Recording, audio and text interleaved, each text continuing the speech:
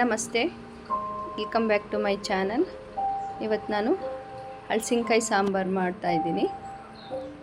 ಹಲಸಿನಕಾಯಿ cut ಮಾಡೋಕ್ಕೆ first coconut ಆಯಿಲ್ನ ಕೈಗೆ ಹಾಕ್ಕೊಳ್ತಾ ಇದ್ದೀನಿ. ಯಾಕೆಂದರೆ ಹಲಸಿನಕಾಯಿನಲ್ಲಿರೋ ಅಂಥ ಅಂಟಿನಂಶ ನಮ್ಮ ಕೈಗೆ ಅಂಟ್ಕೊಳ್ಳುತ್ತೆ ಅಂದ್ಬಿಟ್ಟು ಹೀಗೆ ಇದನ್ನು ಆಲ್ರೆಡಿ ನಾನು ಮೇಲ್ಗಡೆ ಗ್ರೀನ್ ಕಲರ್ ಇರುತ್ತಲ್ಲ ಅದನ್ನೆಲ್ಲ ಕ್ಲೀನ್ ಮಾಡಿ ಇಟ್ಕೊಂಡಿದ್ದೆ. ಈಗೇನಿದ್ರು ಹಲಸಿನಕಾಯಿದು ಈ ತಿರುಳನ್ನು ಕಟ್ ಮಾಡ್ಕೊಳ್ತಾ ಇದ್ದೀನಿ. ಮಧ್ಯದ ದಿಂಡು ಇದೆಯಲ್ಲ ಅದನ್ನು ನಾವಿಲ್ಲಿ ಬಳಸಬಾರ್ದು, ಅದನ್ನು ಸಪ್ರೇಟ್ ಮಾಡ್ಕೊಳ್ತಾ ಇದ್ದೀನಿ. ಹೀಗೆ ದಿಂಡನ್ನು ಬಳಸಬಾರ್ದು. ನಂತರ ಇದನ್ನು ದೊಡ್ಡ ಗಾತ್ರಕ್ಕೆ ಕಟ್ ಮಾಡ್ಕೊಳ್ಳಿ.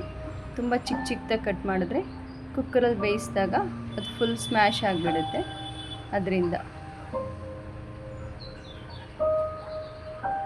ಹೀಗೆ ಹಲಸಿನಕಾಯಿ ತಿರುಳನ್ನ ಫುಲ್ಲು ತೆಗೆದುಬಿಟ್ಟು ದಿಂಡನ್ನ ಸಪ್ರೇಟ್ ಮಾಡ್ಕೋಬೇಕು.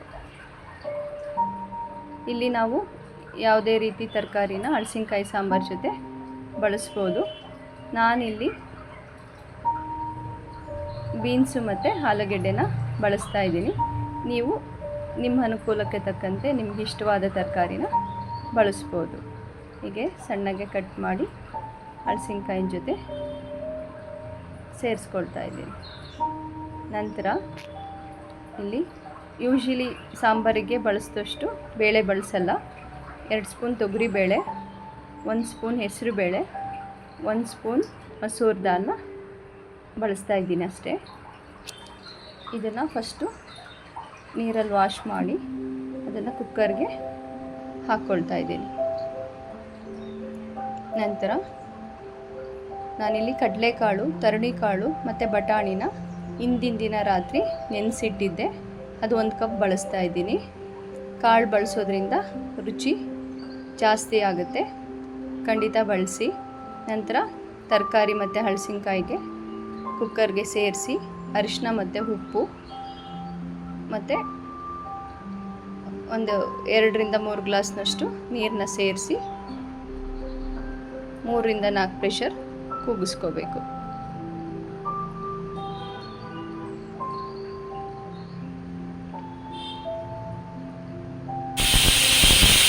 ನಂತರ ಹೀಗೆ ಒಂದು ಸಾಂಬಾರಿಗೆ ಮಸಾಲೆ ರೆಡಿ ಮಾಡ್ಕೋಬೇಕು.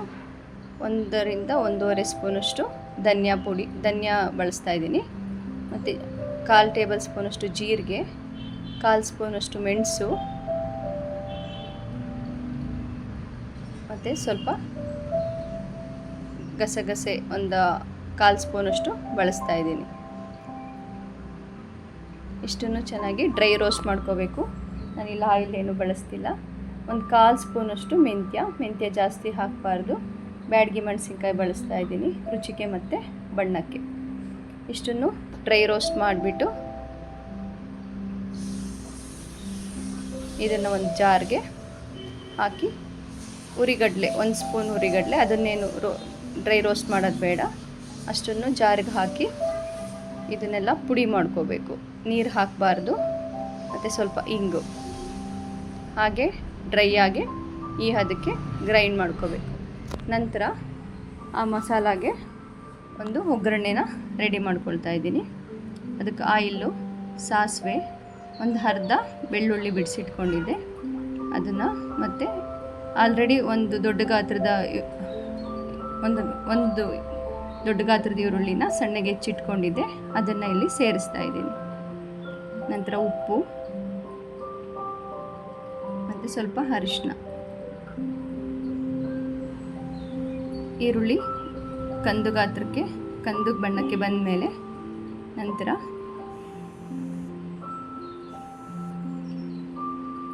½ ಕಪ್ನಷ್ಟು ತೆಂಗಿನಕಾಯಿನ ಸೇರಿಸ್ತಾ ಇದ್ದೀನಿ.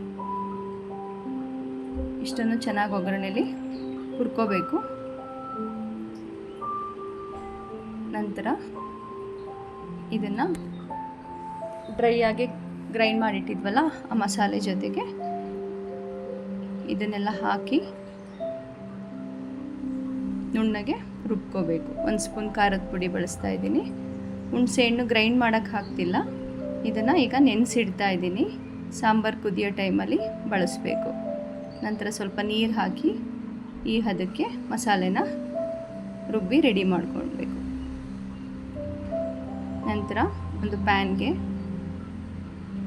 ಸ್ವಲ್ಪ ಆಯಿಲು, ಸಾಸಿವೆ, ಕರಿಬೇವು, ಒಂದು ಹಾಫ್ ಆನಿಯನ್ ಯೂಸ್ ಮಾಡ್ತಿದ್ದೀನಿ.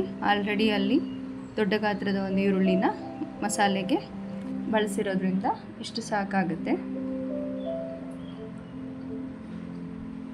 ನಂತರ 2 ಟೊಮೆಟೊ ಹೆಚ್ಚಿಟ್ಕೊಂಡಿದ್ದೆ, ಅದನ್ನು ಇಲ್ಲಿ ಸೇರಿಸ್ತಾ ಇದ್ದೀನಿ. ಟೊಮೆಟೊ ಫುಲ್ ಒಗ್ಗರಣೆಯಲ್ಲಿ ಮೆತ್ತಗಾಗೋವರೆಗೂ ಬೇಯಬೇಕು. ಅದಕ್ಕೆ ಸ್ವಲ್ಪ ಉಪ್ಪು, ಅರಿಶಿನ ಸೇರಿಸಿ ಫ್ರೈ ಮಾಡ್ಕೋಬೇಕು. ಈಗ ಟೊಮೆಟೊ ಬೆಂದಿದೆ. ಇದಕ್ಕೆ ರುಬ್ಬಿ ಇಟ್ಕೊಂಡಂತಹ ಮಸಾಲೆನ ಸೇರಿಸ್ಕೊಳ್ತಾ ಇದ್ದೀನಿ. ಮತ್ತು ಸ್ವಲ್ಪ ನೀರನ್ನು, ಮಸಾಲೆ ಗ್ರೈಂಡ್ ಮಾಡಿದ್ದು ನೀರಿತ್ತಲ್ಲ ಅದನ್ನೇ ಇಲ್ಲಿ ಬಳಸ್ತಾ ಇದ್ದೀನಿ. ಮಸಾಲೆ ಸ್ವಲ್ಪ ಒಗ್ಗರಣೆಯಲ್ಲಿ ಚೆನ್ನಾಗಿ ಕುದಿ ಬರಬೇಕು. ನಂತರ ಕುಕ್ಕರಲ್ಲಿ ಕಾಳುಗಳು ಈ ಹದಕ್ಕೆ ಬೆಂದಿರಬೇಕು, ಚೆನ್ನಾಗಿ ಬೆಂದಿರಬೇಕು, ಗಟ್ಟಿ ಇರಬಾರ್ದು.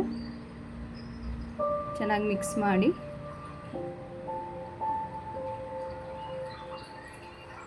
ಬೇಳೆ ಎಲ್ಲ ಕೆಳಗಡೆ ಇರುತ್ತೆ, ಸ್ವಲ್ಪ ಸ್ಮ್ಯಾಶ್ ಮಾಡಿ. ತರಕಾರಿನ ಸ್ಮ್ಯಾಶ್ ಮಾಡಬಾರ್ದು, ಸ್ವಲ್ಪ ಬೇಳೆ ಮಾತ್ರ. ನಂತರ ಈಗ ಮಸಾಲೆ ಕುದೀತಾ ಇದೆ. ಈ ಹಂತದಲ್ಲಿ ಬೇಯಿಸಿಟ್ಕೊಂಡಂತಹ ಹಲಸಿನಕಾಯಿ ಮತ್ತು ಕಾಳು ಬೇಳೆನ ಇದಕ್ಕೆ ಸೇರಿಸ್ಕೋಬೇಕೀಗ.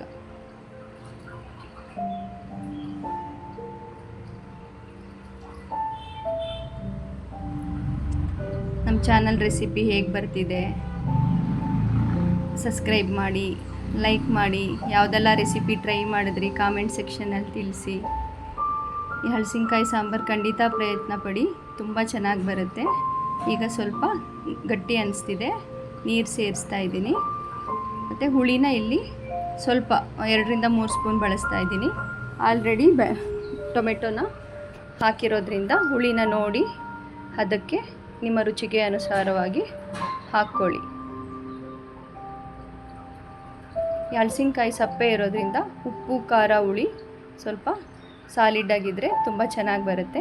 ರುಚಿಗೆ ತಕ್ಕಷ್ಟು ಉಪ್ಪು ಮತ್ತು ಬೆಲ್ಲನ ಬಳಸ್ತಾ ಇದ್ದೀನಿ. ಈಗ ಒಂದು ಸಾಂಬಾರಿಗೆ ಒಗ್ಗರಣೆ ಕೊಟ್ಟರೆ ಹಲಸಿನಕಾಯಿ ಸಾಂಬಾರು ರೆಡಿ. ಇದನ್ನು ಮುದ್ದೆ ಜೊತೆ, ರೈಸ್ ಜೊತೆ ಮತ್ತು ಚಪಾತಿ, ಅಕ್ಕಿ ರೊಟ್ಟಿ ಎಲ್ಲದಕ್ಕೂ ತುಂಬ ಒಳ್ಳೆ ಕಾಂಬಿನೇಷನ್ನು. ಖಂಡಿತ ಟ್ರೈ ಮಾಡಿ, ಎಲ್ಲರಿಗೂ ಇಷ್ಟ ಆಗುತ್ತೆ. ಇವಾಗೆಲ್ಲ ಮಾರ್ಕೆಟಲ್ಲಿ ಹಲಸಿನಕಾಯಿ ಸೀಸನ್ ಆದ್ದರಿಂದ ಈಸಿಯಾಗಿ ಸಿಗುತ್ತೆ. ಖಂಡಿತ ಟ್ರೈ ಮಾಡಿ, ತುಂಬ ಚೆನ್ನಾಗಿ ಬರುತ್ತೆ. ಕಲರ್ ನೋಡಿದ್ರೆ ಗೊತ್ತಾಗ್ತಿದೆ ಅದೆಷ್ಟು ಚೆನ್ನಾಗಿದೆ ಅಂತ. Thank you so much. ಚಾನಲ್ನ ಸಬ್ಸ್ಕ್ರೈಬ್ ಮಾಡಿ, ಲೈಕ್ ಮಾಡಿ, ಸಪೋರ್ಟ್ ಮಾಡಿ.